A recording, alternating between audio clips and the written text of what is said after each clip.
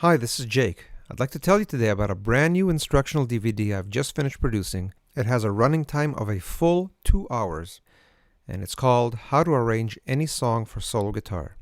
In this DVD, I lay out in clear terms all the tools that I use that enable me to create my own arrangements. For the rest of this video, I'd like to show you an excerpt from this disc, but first let me tell you what's on it. In the Choices segment, I discuss and demonstrate the countless choices you have. Do you play the song as it was originally recorded, or do you change the tempo, style, key, and countless other considerations that go into it?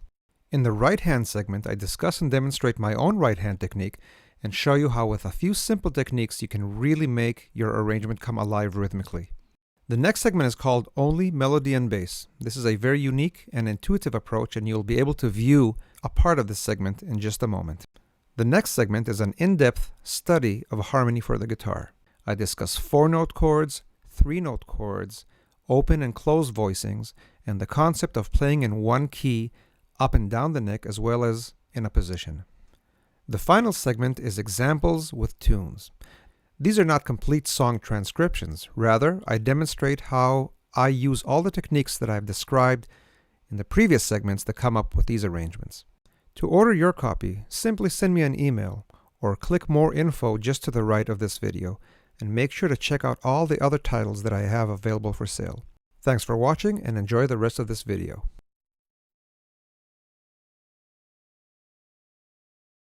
What I'd like to do next is the actual first arranging concept that I will offer, and it ties nicely between the bass line that we spoke of before and some of the more complicated harmonies that we'll see a little bit later. And this concept is one that just will have you play a predetermined bass line, or if you can improvise one, that's great too. But let's start with a predetermined bass movement against a melody and nothing else. That is to say, just two lines moving against each other. And there are several reasons to do this. Number one, I think it's very intuitive. You don't have to know a lot of harmony. You don't have to be familiar with jazz harmony. You have to have a good ear and be able to separate parts. But I think it's a great intuitive place to start because you're hearing two parts and you're just trying to combine them, and you don't really have to know the names of the chords or any other theoretical knowledge. The other reason to do it is because it's a great exercise for your right hand and left hand and the brain. But really also you want to do it because it can sound really great. The concept can sound great all by itself, and it can be a great way to expand an arrangement. For example, you may start the song by playing this type of way with just the melody and bass, kind of a thinner way of playing, and later on in the song add more voices. Or if it's a short form, the tune that you're playing, you can play one entire version all the way through just with that, with this concept, and then the second time around add bigger chords. So you're right there, you've doubled the amount of time that you can play the arrangement. So that's and there's a contrast between the sound of just two notes moving as opposed to fuller chords. So you're gaining on that contrast, and it's just it can also be made to sound very good. To demonstrate this concept, I will use a couple of tunes that we will elaborate on more a little bit later. As it is December right now, the first example I will give is a holiday tune, Deck the Halls, and I play this in the key of D, just out of habit, but I should say that I do try to play tunes in all 12 keys. And what I will attempt to do is play the following bass line: D, C sharp, B, A, G, F sharp, A, and D. And of course, as you are well aware, any of these notes can be played in multiple places on the neck, so that will add to the decision-making process a little bit later. Against this bass line, I will attempt to play this following melody.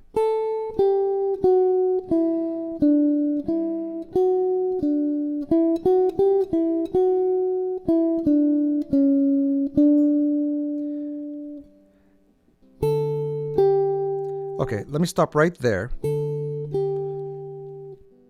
Because one of the many questions that I might get right at this spot is, what chord shape are you playing? And the answer is, I'm not playing any shape at all.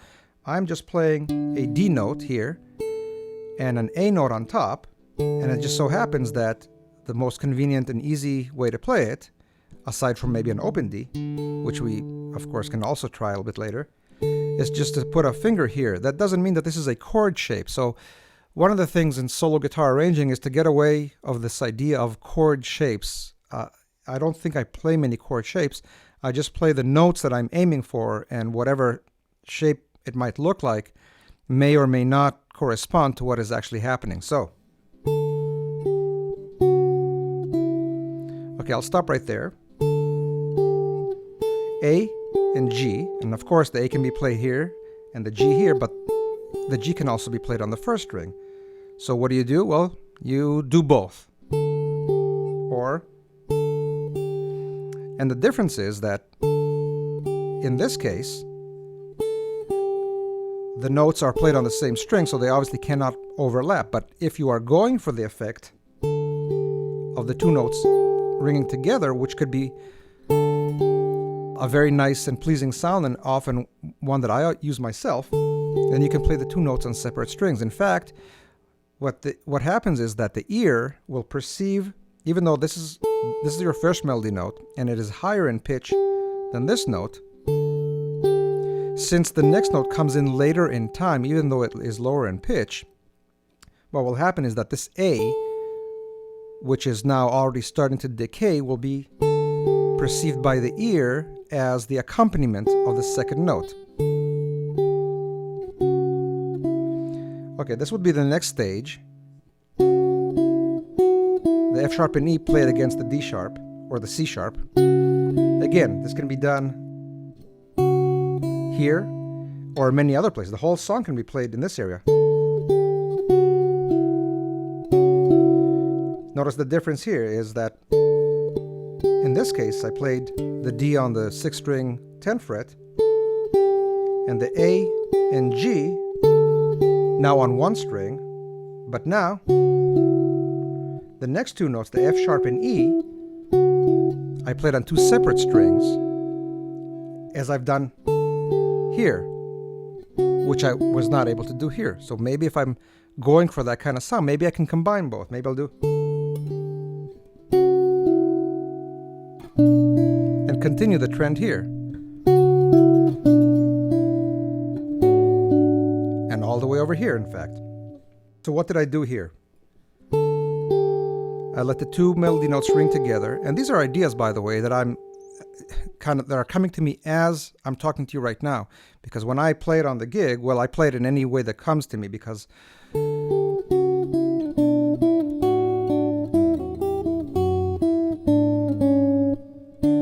like that or some other way. But now that I'm actually putting some thought into it, which is basically what I'm encouraging you to do, you will find things that will make for a real arrangement. So in this case, I'm latching on to this idea of playing two notes, pairs of notes on adjacent strings.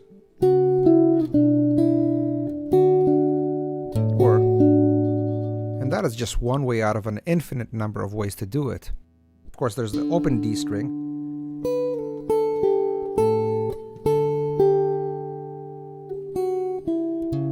Maybe you can try that also. Interesting.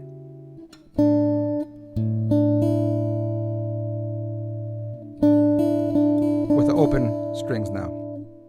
I'll simplify things and start over.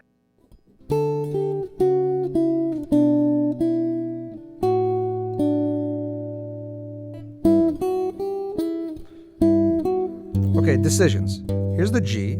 There's no other place to play this G, so it has to be here, but I can play it with the first finger. I can play the E on the second string, or the open string. If I play it like this, with the second finger, I'll have a better chance of sustaining the G longer.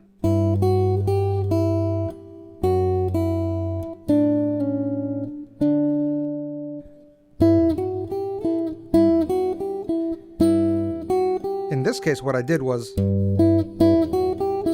played a short G, because, again, without putting too much thought into it, I just took my first finger from the G to play the F sharp on top.